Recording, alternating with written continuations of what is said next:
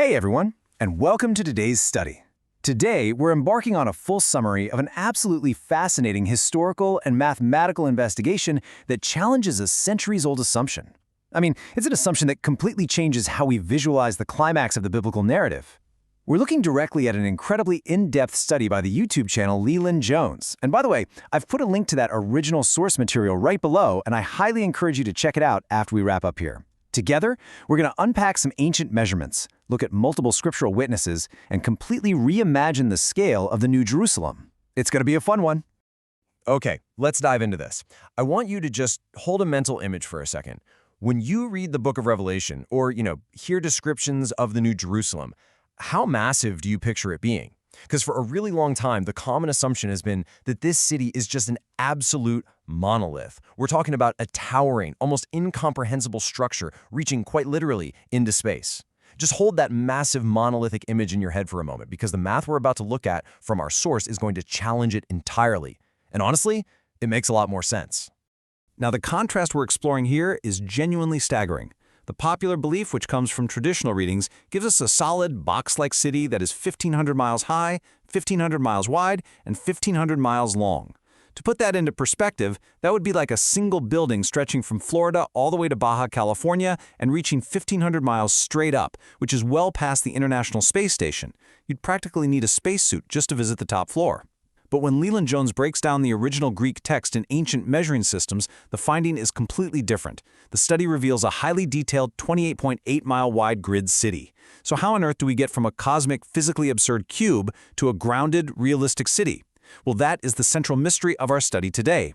Let's move to and see how this builds. Here's our roadmap for today's study. First, we'll uncover the measurement mystery. Second, the tools of the temple. Third, doing the sacred math. Fourth, the gospel witnesses. And finally, number 5, the true grid city. Section 1, the measurement mystery, rethinking Revelation. So to solve this massive discrepancy in size, our source applies a really vital principle, letting Scripture interpret Scripture. Rather than projecting our modern assumptions onto Revelation 21, this study cross-references the text with the book of Ezekiel and the Dead Sea Scrolls.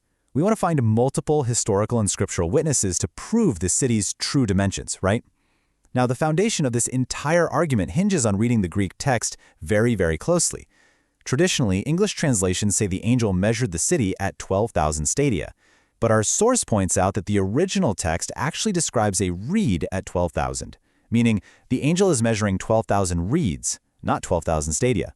And as you can imagine, when you're building a city, confusing your units of measurement changes absolutely everything about the final blueprint. Section 2, Tools of the Temple, Ancient Measurements.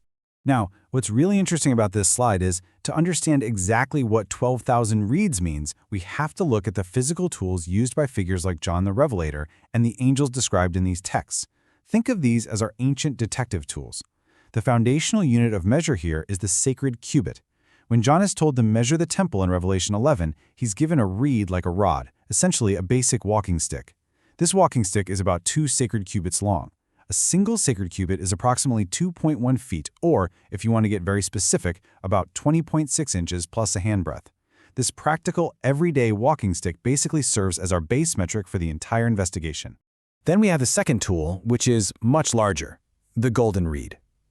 This is the specific tool used by the angel in Revelation 21, who's described as wearing a golden girdle that actually functions as a measuring line. This golden reed is exactly 6 sacred cubits long, and Scripture explicitly states that 6 is the measure of a man. Kind of let that poetic nature of the scriptural math sink in for a moment. When you convert those 6 sacred cubits, it translates to roughly 12.6 feet. So, this much larger 12.6-foot tool is what the angel is using to measure the overarching scale of this heavenly city. Section 3, doing the sacred math, translating reeds to miles. All right, we have our tools, the cubit and the reed. Now, let's run the numbers step by step just as the source lays it out, so we can see exactly how the scale of the city shrinks down to reality. Step 1, we take the 12,000 reeds the angel measured and we multiply that by 6, because remember, there are 6 cubits in a single golden reed. That multiplication gives us exactly 72,000 cubits. Okay, moving to step 2. We take those 72,000 cubits and multiply them by our base metric of 2.1 feet per cubit.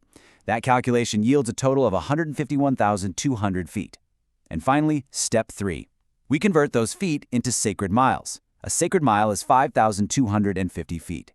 If you divide 151,200 by 5,250, you get exactly 28.8 sacred miles. Not 1,500 miles extending into the exosphere, just 28.8 miles.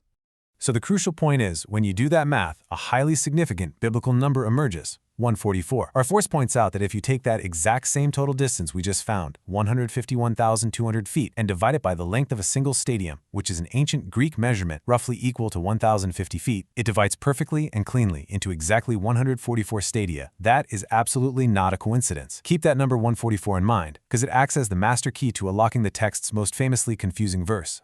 We've almost all heard this famous verse, the length and breadth and height of it are equal. Now, for centuries, people just assumed this meant the physical dimensions were completely identical, right? Creating a giant 3D box in the sky. But our source presents a massive breakthrough theory based on the original Greek translation. The verse isn't saying the physical distances are the same. Actually, scratch that, it's saying they are numerically equal. Remember how we literally just calculated the city's width to be 144 stadia? Well, the very next verse, Revelation 21:17, explicitly states the height of the city's wall is 144 cubits. The height is 144. The width is 144. The measurements aren't physically equal in distance, they are numerically equal, sharing that sacred foundational number of 144. Section 4. The Gospel Witnesses. Confirming the grid. And this brilliantly illustrates how the source takes this 28.8-mile grid and turns to the Gospels to see if this mathematical blueprint holds up against other distances recorded in Scripture, specifically regarding Jesus' post-resurrection appearances. Just take a look at these correlations. First, Jesus ascends from Bethany, which the Bible specifically notes is 15 stadia from Jerusalem. This maps incredibly closely to the 16 stadia holy place positioned right at the center of the New Jerusalem grid. Second, on the road to Emmaus, the disciples travel 60 stadia. Look at the grid blueprint. The distance from the center to the gate is exactly 64 cubits. Third, when the disciples are fishing on the Sea of Galilee, the text notes they are 200 cubits from shore. This perfectly matches the 200-cubit width of the main roads in the New Jerusalem grid. The daily, lived distances of the disciples on earth seamlessly map onto the architectural blueprint of the heavenly city. It's like a giant puzzle coming together. Furthermore, we have additional historical witnesses that confirm this scale. These aren't just random documents, They're contemporary proofs that ancient readers understood these measurements differently than we do today. For instance, the New Jerusalem scroll found among the Dead Sea Scrolls estimates the city at 140 stadia.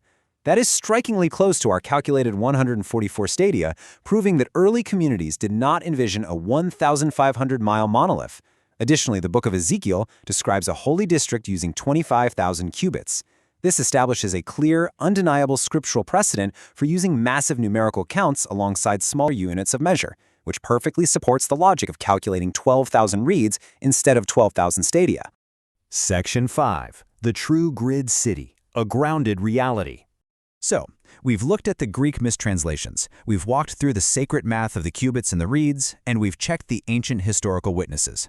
Bringing all this evidence together into one cohesive picture, according to this rigorous mathematical breakdown by our source, the New Jerusalem is not a towering, physically impossible box jutting out of the Earth's atmosphere. Instead, the math paints a narrative of a grounded, realistic, beautifully proportioned city. It's a highly organized grid system stretching 28.8 miles across, surrounded by a perfectly proportioned protective wall that is 144 cubits high. It's a city designed for a renewed, livable Earth, not some bizarre science fiction megastructure. Which leaves us with this final thought.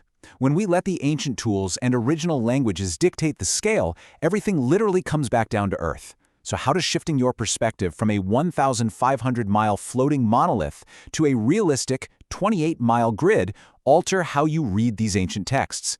It certainly makes the promises embedded in these scriptures feel much more tangible, grounded, and real. If you want to dive deeper into this fascinating historical and theological math, please be sure to check out the link to LeeLand Jones's original study below. Keep questioning, keep studying, and I'll see you next time.